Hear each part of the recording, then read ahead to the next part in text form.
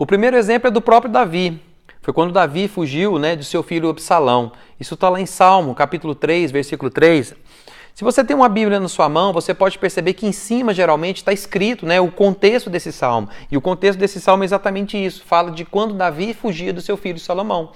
E diz o seguinte: porém tu, Senhor, és o meu escudo. Salmo 3, versículo 3 e 4. Porém tu, Senhor, és o meu escudo, és a minha glória. O que exaltas a minha cabeça, com a minha voz clama ao Senhor, e ele do seu monte me responde.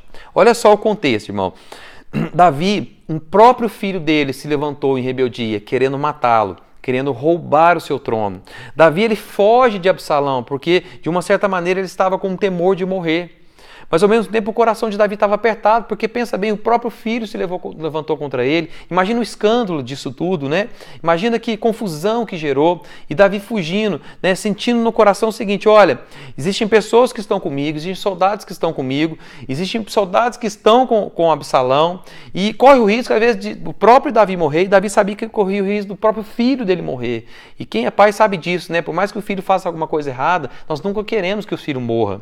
E Davi, mesmo nessa angústia, nisso tudo ali, né, que ele estava vivendo, o que aconteceu? Ele decidiu louvar o Senhor nessa angústia, né? E ali, lá em Samuel fala que ele estava subindo o Monte da Oliveira nesse momento, e ele fez esse salmo subindo o Monte da Oliveira, e ali ele declarou isso, fala: Senhor, o Senhor, eu clamo ao Senhor, e o Senhor é o meu santo, o Senhor do seu santo monte me responde. Ou seja, olha a confiança dele em Deus, mesmo no momento de dificuldade. Davi poderia murmurar, mas não, ele decidiu realmente clamar ao Senhor, crer nele, adorar ao Senhor. Por quê? Porque ele declara o seguinte: tu és o meu escudo, tu és a minha glória e que exaltas a minha cabeça. Olha só que coisa poderosa, né?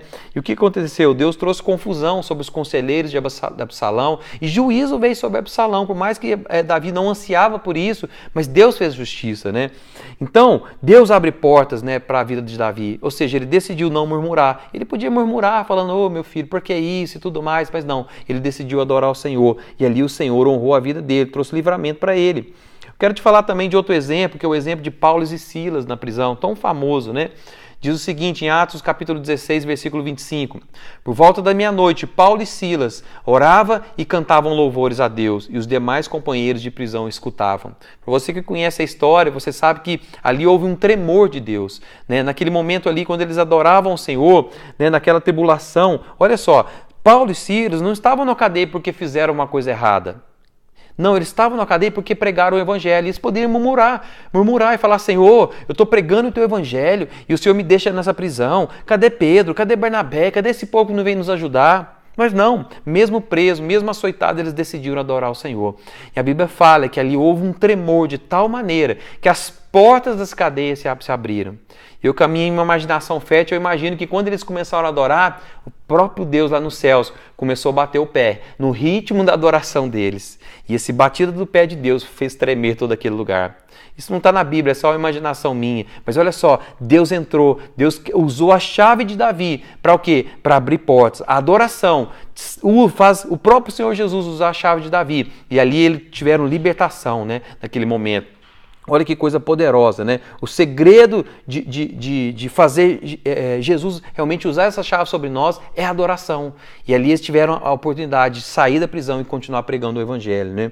Outro que eu quero te falar também que aconteceu é outro exemplo de Davi. Mas agora Davi estava na caverna de Adulão, no Salmo 34. Olha só, deixa eu te contar o contexto. Davi, ele estava sendo perseguido por Saul. Ele fugiu, porque estava correndo um risco de realmente perder a sua vida. E ele chegou no reinado, né, de um homem chamado Aquis, né, e nesse salmo ele é chamado de Abimeleque, porque Abimeleque é como se fosse o nome faraó, né, é uma simbologia de uma autoridade, faraó. Mas ele chamava rei Aquis, e aqui no texto fala Abimeleque. Mas quando ele chegou naquele lugar e eles reconheceram quem era Davi, Davi fingiu de louco. Olha só que situação constrangedora, sendo perseguido, teve que fingir de louco, babando ali, a ponto desse rei Aquis falar assim: manda esse cara embora.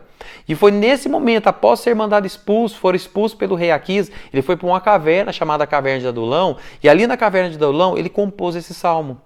Olha só que situação constrangedora, sendo perseguido, sendo considerado um louco por todos, e ali junto dessa caverna de Adulão ainda se juntaram ali com eles pessoas que estavam em conflitos, pessoas que estavam amarguradas, pessoas endividadas, junto com ele. E olha só, esse salmo mostra que Davi, ele não só estava adorando o Senhor mesmo em meio a essa situação toda, sendo que ele poderia às vezes murmurar e falar: Senhor, eu tenho um chamado, por que está acontecendo isso comigo? O Senhor me ungiu rei lá atrás.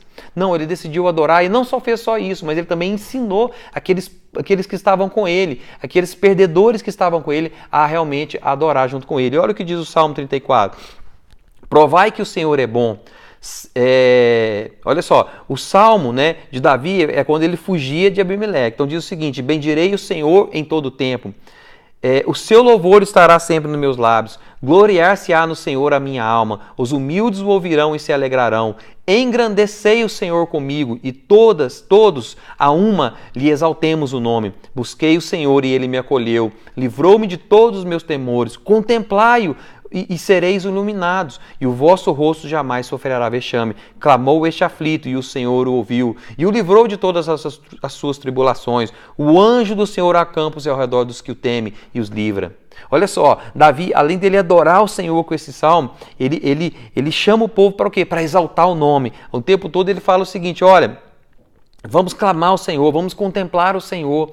Então ele estava ensinando aquele povo lá a adorar. E é interessante que Davi, nesse momento que ele realmente ensinava esse povo, se você for ouvir, continuar ouvindo a história, você vai perceber que esses que estavam com ele ali na caverna de Adulão se tornaram os valentes de Davi, ou seja, o exército mais poderoso que já houve em Israel. Pessoas que entenderam o propósito de adoração. E o próprio dos céus, a chave de Davi foi usada sobre eles e abriram portas para que eles fossem vencedores. Foram grandes guerreiros naquele lugar. Olha só que coisa maravilhosa, né?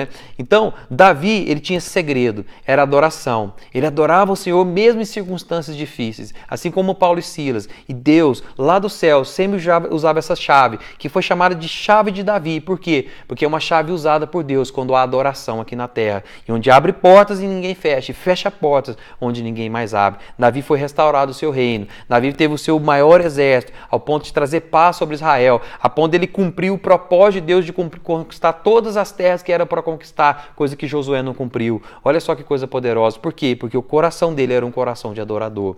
Por isso eu quero te instruir realmente, você na célula, buscar essa adoração, ter esse coração de adorador no seu dia a dia. Amém? Deus abençoe.